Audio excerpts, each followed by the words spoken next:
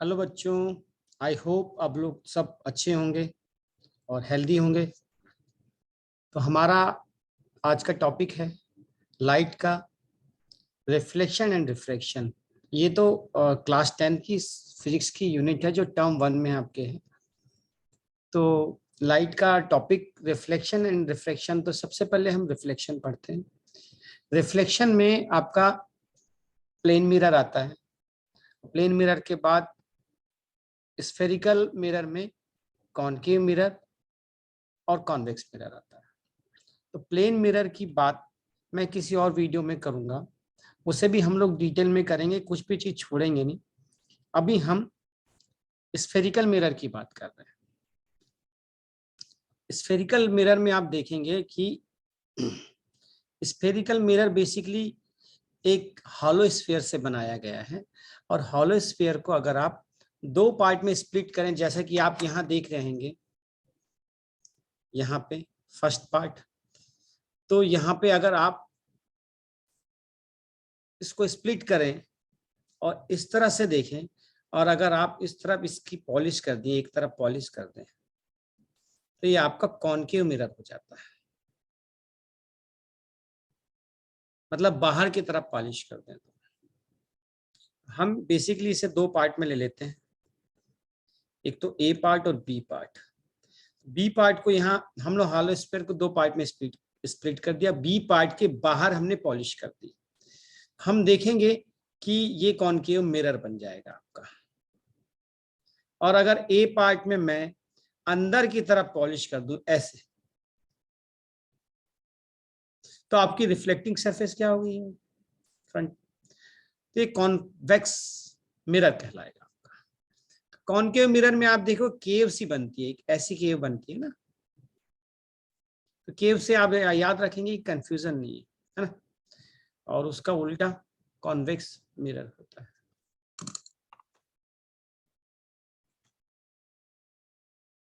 हम इसकी spherical mirror की डेफिनेशन पे आते हैं। तो आप देखिए, मैंने राइट साइड पे यहाँ लिख रखी है डेफिनेशन।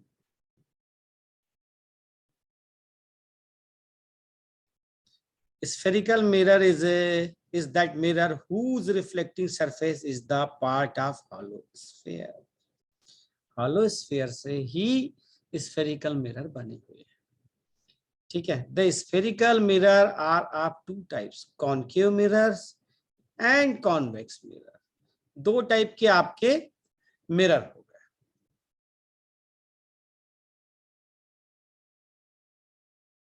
अब देखिए कॉन्केव मिरर में क्या होता है आपका। कॉन्केव मिरर में जो रिफ्लेक्शन होगा वो आपकी सरफेस कॉन्केव होगी। कॉन्केव मतलब ये अंदर दबी हुई ऐसी ऐसी सरफेस होगी। तो concave mirror is that spherical mirror in which the reflection of light takes place at the concave surface. इसको बेंट इन भी बोलते हैं। तो जो बेंट इन है ना, ये कॉन्केव, दोनों एक ही बात है। और कॉन्वेक्स के लिए वर्ड चेंज हो जाएगा, बेंट आउट सरफेस। ये देखिए आप, या बल्जिंग आउट भी बोलते हैं इसको। कॉन्वेक्स सरफेस हो गया। Bulging out is more appropriate word. तो आप बल्जिंग आउट ये देख रहे हैं, आप इस पूरे में देखेंगे आप कि बल्जिंग आउट है आपका। आप ध्यान दें, ये बल्जिंग आउट है आपका पूरा पोर्शन, ये पोर्शन सॉरी है ना, ये वाला पोर्शन आपका पूरा बल्जिंग आउट है आपका।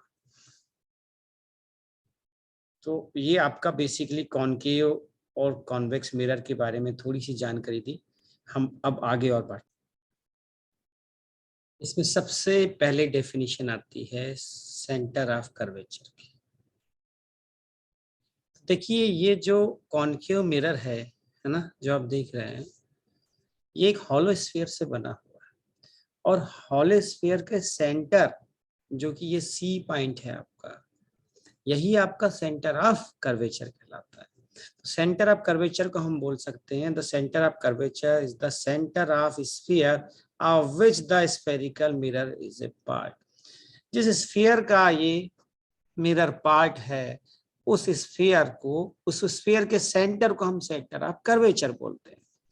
इसी के साथ आपकी सेकेंड डेफिनेशन भी है, centre of curvature of A curve of a concave mirror is in front of it. Concave mirror के सामने ही सेंटर ऑफ कर्वेचर होता है, आप देख सकते हैं।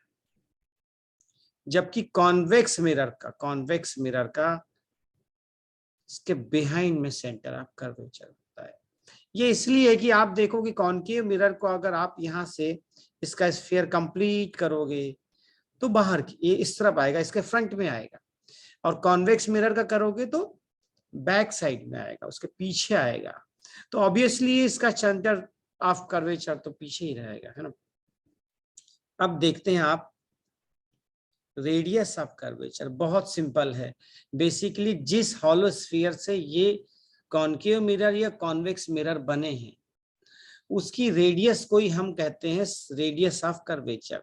The radius of curvature of A spherical mirror is the radius of hollow sphere of glass of which the mirror is a part, जिसका ये पार्ट है।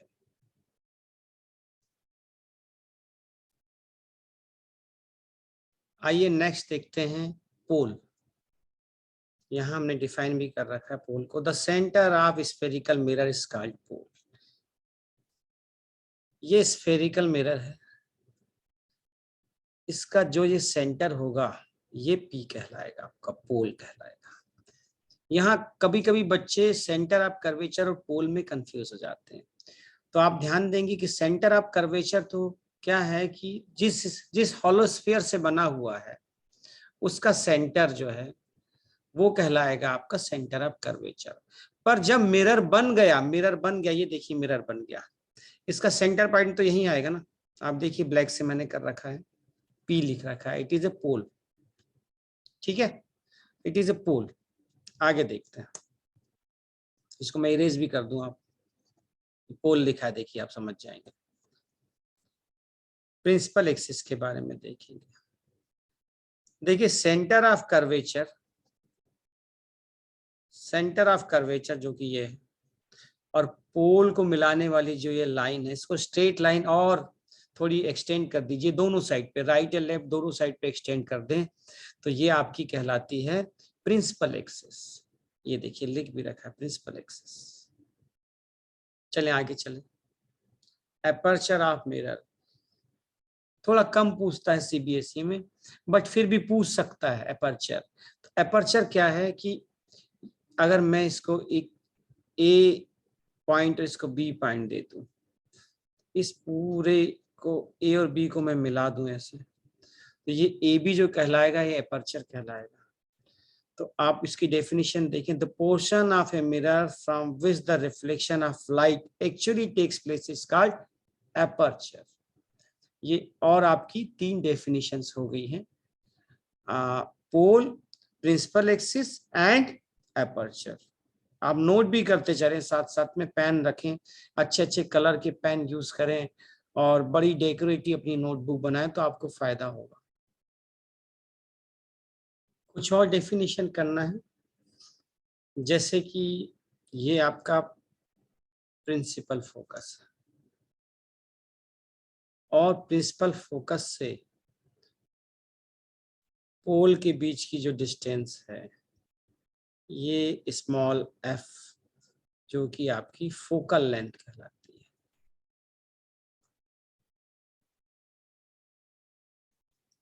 फोकल लेंथ कहलाती है। तो हम प्रिंसिपल फोकस को थोड़ा समझते हैं और उसको डिफाइन करते हैं। कॉन्केव मिरर के लिए प्रिंसिपल फोकस क्या है?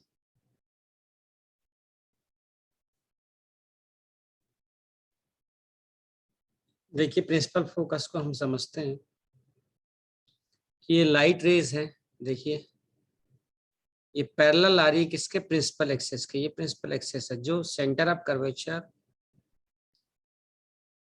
प्रिंसिपल फोकस और पी से होके गुजरता है, या सेंटर ऑफ कर्वेचर और पोल से गुजरता है, पास होता है, उसको प्रिंसिपल एक्सिस बोलते हैं। प्रिंसिपल एक्सिस के पैरेलल ये रे है ना, सारी रे है। और जब ये पहली रे, फर्स्ट रे आप देखें, फर्स्ट रे मिरर पे पड़ी और आफ्टर रिफ्लेक्शन ये एफ पे जाके मीट हुई, है ना, कभी आगे भी इसको थोड़ा बढ़ा सकते हैं, बट यहाँ पे फोकस पे मिलेगी। और भी दूसरी रे आप देख लिए, सेकेंड रे देखें, ये भी आफ्टर रिफ्लेक्शन एफ पे मीट हुई। फिर आप थर्ड रे देखें, इसको थर्ड रे नाम दे रहे हैं, ये आफ्टर रिफ्लेक्शन ये भी एफ पे मिली। फोर्थ वाली भी। तो बेसिकली बात ये है कि जो भी प्रिंसिपल एक्सिस के पैरेलल रेज जाएंगी वो कॉनकेव मिरर से रिफ्लेक्ट होने के बाद एफ पे मीट होगी। तो हम उसको ऐसे बोलते हैं कि प्रिंसिपल एक्सिस के पैरेलल कोई रे जाएगी और आफ्टर रिफ्लेक्शन वो जिस पॉइंट पे मीट होगी वही प्रिंसिपल फोकस है। उस पॉइंट को हमने ऐसे डिफाइन किया कि जहां मिलेंगी पैरेलल रेज वो प्रिंसिपल फोकस है। देखें, principal focus of a concave mirror, it is the point on the principal axis where a beam of light parallel to the principal axis after reflection actually meets. Actually meet मतलब सही में मिलती है। और convex mirror में सारी definition principal focus की यही रहेगी, बट एक्चुअली मीट के बदले आपका हो जाएगा अपीयर टू मीट। वहां कॉन्वेक्स मिरर में एक्चुअली नहीं मिलती। तो जब हम कॉन्वेक्स मिरर की प्रिंसिपल फोकस की डेफिनेशन देखेंगे तब हम उसको एक बार और पढ़ लेंगे। बाकी सारी डेफिनेशन जो मैंने आपको बताई है वो कॉनकेव मिरर के लिए भी एप्लीकेबल है और कॉन्वेक्स मिरर के लिए भी एप्लीकेबल है, एक्सेप्ट प्रिंसिपल फोकस। उसमें भी ये डेफिनेशन सेम है, बट यहाँ पे एक्चुअली मीट के बदले कॉन्वेक्स मिरर में एपियर टू मीट होता है। तो जब मैं उसका आपको रे डायग्राम बताऊंगा तब उसको और अच्छे से मैं एक्सप्लेन आपको कर दूंगा। अब फोकल लेंथ की तो बहुत इजी डेफिनेशन है, ये P है आपका पॉइंट। प्रिंसिपल फोकस और P के बीच का जो रेड वाला डिस्टेंस दिख रहा है ये आपकी फोकल लेंथ है। Focal length of a concave mirror is the focal length of concave mirror is the distance between pole and principal axis. P से F के बीच की डिस्टेंस जो है वो फोकल लेंथ कहलाती है। और आप देखिए कि ये सेंटर ऑफ कर्वेचर और पोल के बीच की जो डिस्टेंस है ये अगर कैपिटल R है जो रेडियस ऑफ कर्वेचर है, और F और P के बीच का डिस्टेंस को मैं इंडिकेट करूंगा स्मॉल f से जो कि फोकल लेंथ है। तो रेडियस ऑफ कर्वेचर अगर 10 सेंटीमीटर है तो फोकल लेंथ 5 सेंटीमीटर होती है। It means radius of curvature की फोकल लेंथ हाफ होती है। तो इससे हमारा एक रिलेशन निकल गया कि focal length is equal to radius of curvature upon. यहाँ बहुत इंपॉर्टेंट पॉइंट आपको बताऊंगा जो बच्चे मिस्टेक करते हैं कि अगर फोकल लेंथ की यूनिट सेंटीमीटर में ली गई है, देखिए लेंथ है तो लेंथ की यूनिट सेंटीमीटर में ली जाएगी, है ना, और रेडियस ऑफ कर्वेचर वो भी सेंटीमीटर में ही लेना है। ऐसा नहीं है कि आप एक को मीटर में ले लो और दूसरे को सेंटीमीटर में ले लो, यूनिट मस्ट बी सेम।